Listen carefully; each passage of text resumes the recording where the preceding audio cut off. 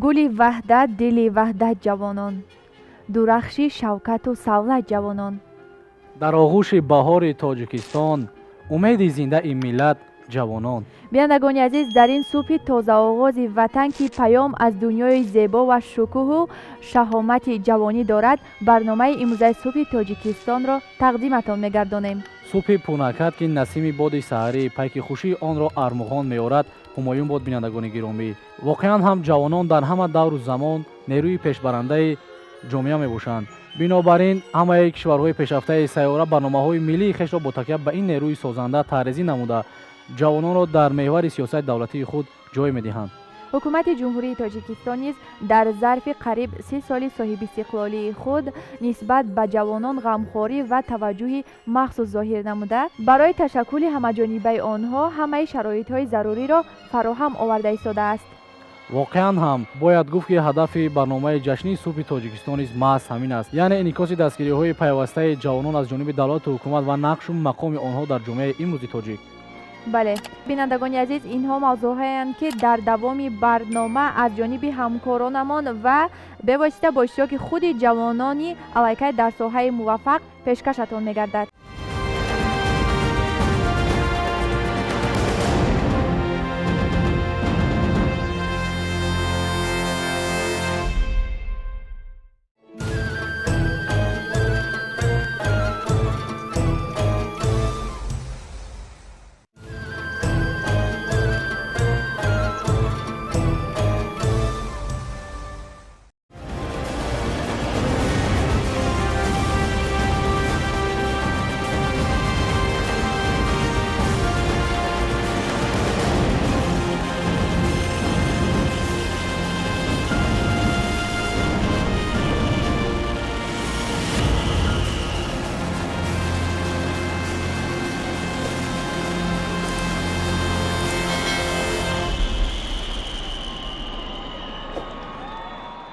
تماشابینان عزیز، برنامه جشنی صبح تاجیکستان ادامه دارند. این لحظه همکارمان فرهاد سفرزاده صحبت دارند با دو جوانی فعال جامعه. مرحمت. تشکر زیاد شهرت، تشکر زیاد امیده.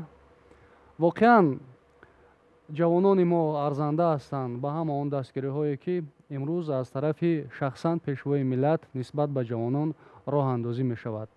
همان گونه که پیشوای ملت ذکر میکنند، تاکید میکنند، جوانان واقعا تکیهگاه دولت و ملت و وارثان آینده این دستاوردهای زمانی صاحب استقلالی محسوب میشوند.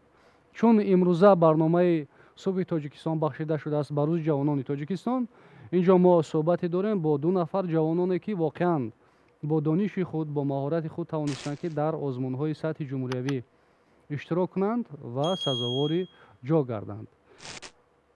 گلافزا پیرو است، یکی از مصاحبان امروزه ما، گیرنده استیپندیای پرزیدنت جمهوری تاجیکستان، دانشجوی فاکولته حقوق‌شناسی دانشگاه ملی تاجیکستان، همزمان غالب آزمون جمهوری فروغ صبح دانایی کتاب است. همصحبت دیگر ما افضلشاه سفرزاده است، اشتراکچی و همان غالب آزمون جمهوری تاجیکستان وطن عزیز من. خوش آمدید به استودیوی تلویزیون تاجیکستان. بیاد از گلافزا آغاز میکنیم که در آزمون فروغ صبح دانایی کتاب است اشتراک کردند، دانش خود را، مهارت خود را، لیاقت خود را معرفی کردند و بگوید که این گونه آزمون ها که واقعا در شرایط گفتگوی تمدن ها بسیار تحولات فکری، انقلاب ایجادی در ساحه فرهنگ، در ساحه علم از بر نمودن دانش ها را در فضای تاجیکستان با وجود آوردند، چه اهمیت دارند؟ تشکر زیاد.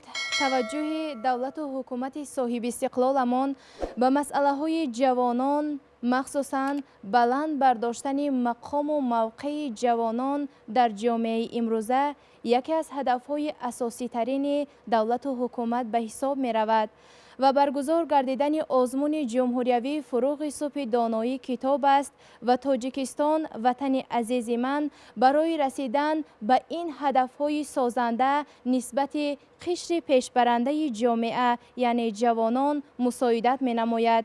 آزمون جمهوری فروغ صبح دانایی کتاب است واقعا هم برای بلند برداشتن سطح دانش و معرفت، خویشتنشناسی، تربیه کادرها، متخصصان دانشمند و صاحب معرفت و وطندوست و خویشتنشناس مساعدت می‌نماید.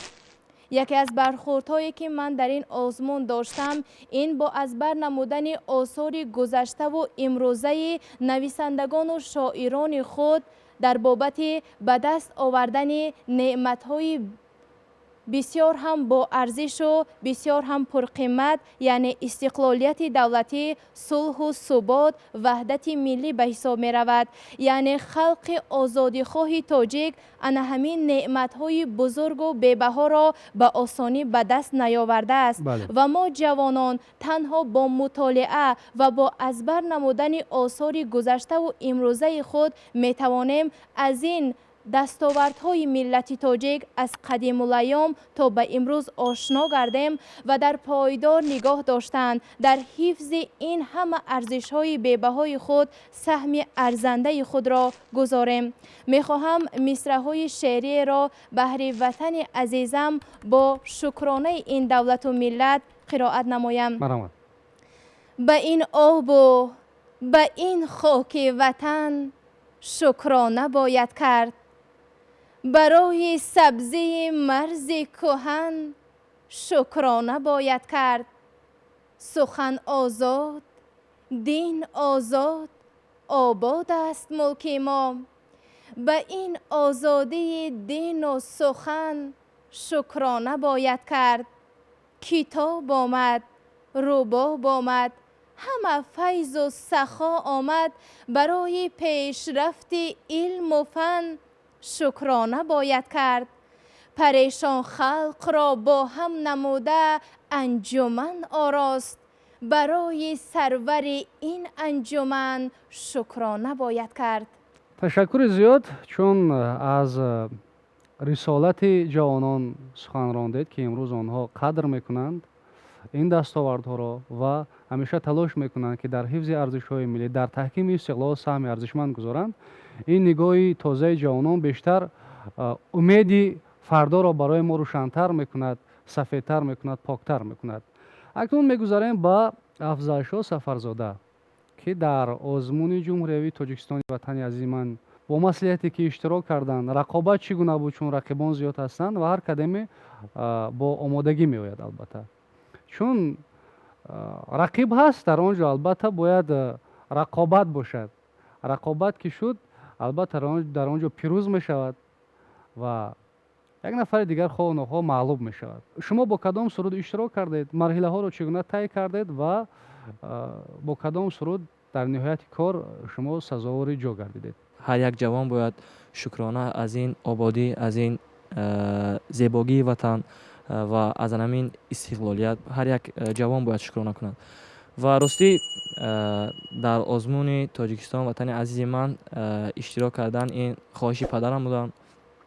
البته وقت باری اول این آزمون یعنی برپا شد، پدرم مرا حرف زدن. من عذر میخوام از پدر بزرگوارم، سخن آن کس را رد کردم، اشتراک نکردم و سال دوم باز برپا شد. البته باز مرا حرف زدن و البته این دفعه من رد کردن نتوانستم، زیرا اگر رد میکردم شاید از من میرنجیدند. با روزگی پدر با همین آزمون یعنی کارو آغاز کردم و البته بسیار دشوار است و بسیار یک آزمونی خوب است، زیرا هر یک فکر میکنم که صنعتکاران خوب هستند در دهات، در شهرهای دوردست. البته هر یک آنها را پیدا میکنند و هر یک آنها میخوان که همین آرزوی خود را عملی گردانند و من نیز همین خیال شدم. البته اشتراک ورزیدم. البته بسیار دشوار بود، زیرا در آنجا هر یک سرانده که در آنجا اشتراک می‌ورزد آنها سرانده خوب هستند، زیرا اگر آنها هنر نداشته باشند آنها را به صحنه یعنی راه نیست. بله. و البته شاید بود خطاگی هایی که داوران خطاگی آنها را یافتند. با آنها گفتنی هستم که راه افتاده نباید شد، یعنی حیات دوام دارد و باید رقابت های زیاد باز از پیش است. باید آمادگی بسیارتر شود و همان کمبودی‌هایی که در آزمون قبلی بود باید در دیگر آزمون ها یعنی برطرف کرده شود. بله. من راستی در آزمون اول از سرود تاجیکستان سر کردم، بعدا با دوری ناحیوی سرود مادر سراییدم و در دور فینالی راه یافتم. در دور فینالی یکی از سرودهای کمپوزیتوران تاجیک شورت اشوروف که اون از روحشان شاد بود استاد من بودند، یک سرود ایجاد کرده بودند با نام دلبری من و من مخصوصا همین سرود رو گرفتم و در دور فینالی با یک ارکستر زنده من رو دستگیری زیاد کردم و در دور فینالی همین سرود رو من سراییدم و صاحب جای دوم گشتم. تشکر زیاد. گلافزا در پایان سخنشان از آن برآمده که از آن اشتراکی در آزمون داشتن شعر قرائت کردند. خوب دستاویز شما چی است؟ شما چی برای بیننده پیشنهاد میکنید؟ شاید سرود زمزمه میکنید؟ البته یک سرود برای تماشابینان زمزمه میکنیم. مرحمت، سرود افضل شو رو همراه گوش میکنیم، تماشا میکنیم و سپس صحبتمون رو ادامه میدهیم. تاجیکستان دیارم، سرزمینی کوهسارم، ای دیاری نام دارم، دولتی آواز دارم، در بری تو بختیارم، عالی سامان افتخارم، ای دیاری نام دارم، دولتی آواز دارم، در بری تو بختیارم، عالی سامان افتخارم.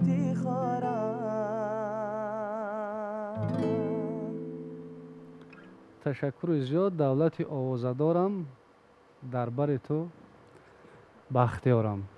خیلی زیبا است. واقعا خوشبختی ما، سعادت ما همه در این است که ما در این وطن سرجم زندگی میکنیم، زیر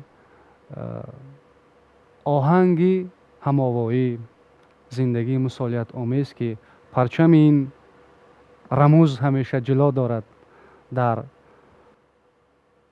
رنگ‌های خود زندگی ما را تجسم میکند، چون از رنگ سبز، سفید، سرخ عبارت است. واقعا رنگ‌هایی که در پرچم تاجیکستان هستند سرنوشت ملت تاجیک را انعکاس میکنند، چون ملت تاجیک همیشه به راه قدم گذاشته است، راهی را جستجو کرده است که این راه پاک است، سفید است، سبز است و البته بعضا حالت نیز علیرغم دشمنان، علیرغم ناتوانبینان مبارزه های بی‌امان نیز برده است که میتوان در این خصوص از قهرمانی ها، جانیساری های قهرمانان ملی مردم تاجیک یادآور شد، چون شیرک، چون تیمور ملیک، چون رستم دستان، چون قارن، چون کاوه و هزاران هزار ابرمردی که واقعا برای رسیدن به سعادت ملت در طول تاریخ مبارزه ها بردند.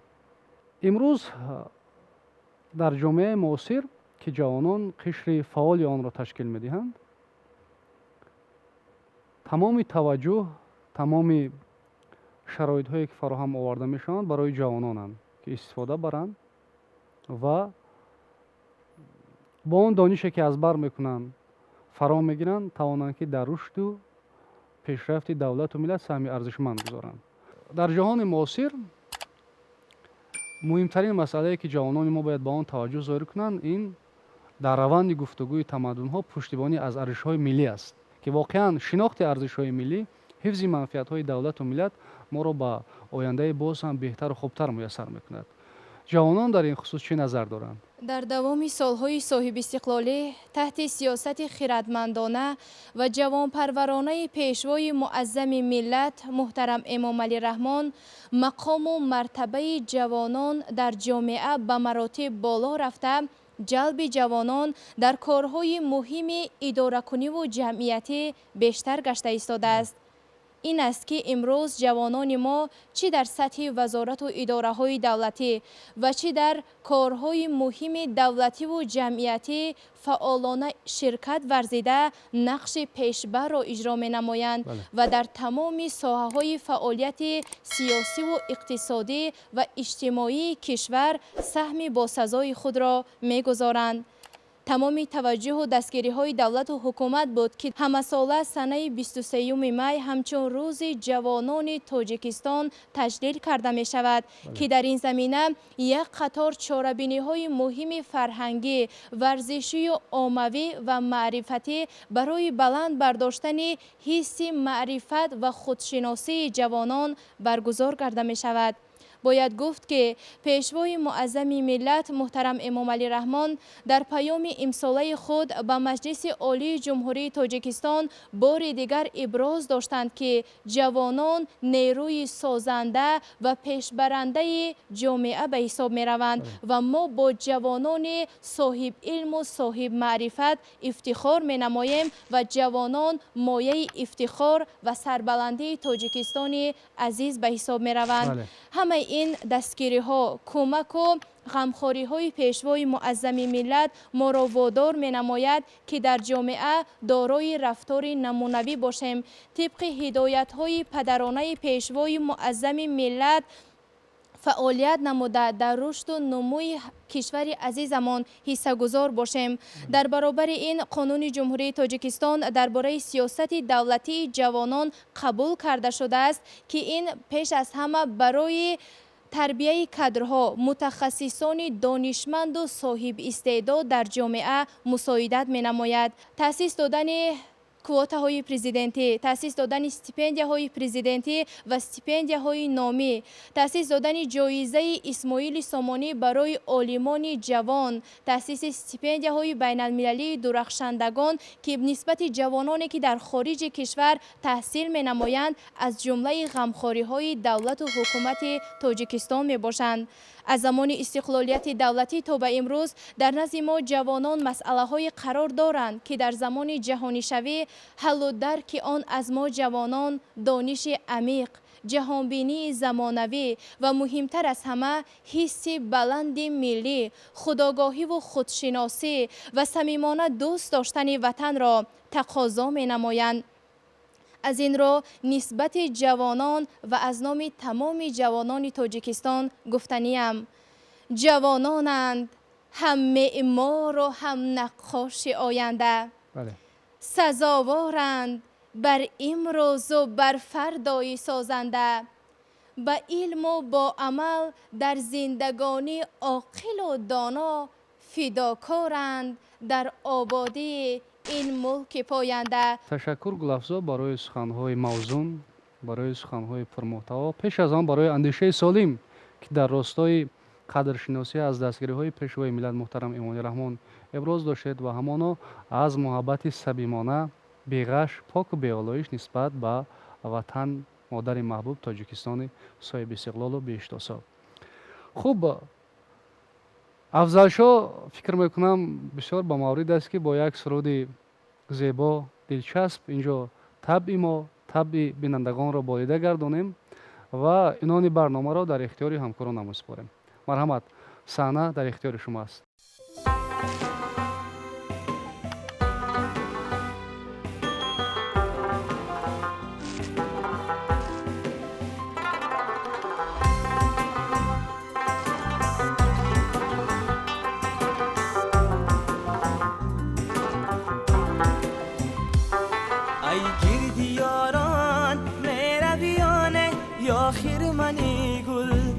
شویانه ای گیردی یاران میرویانه یا خیر منی گل میشویانه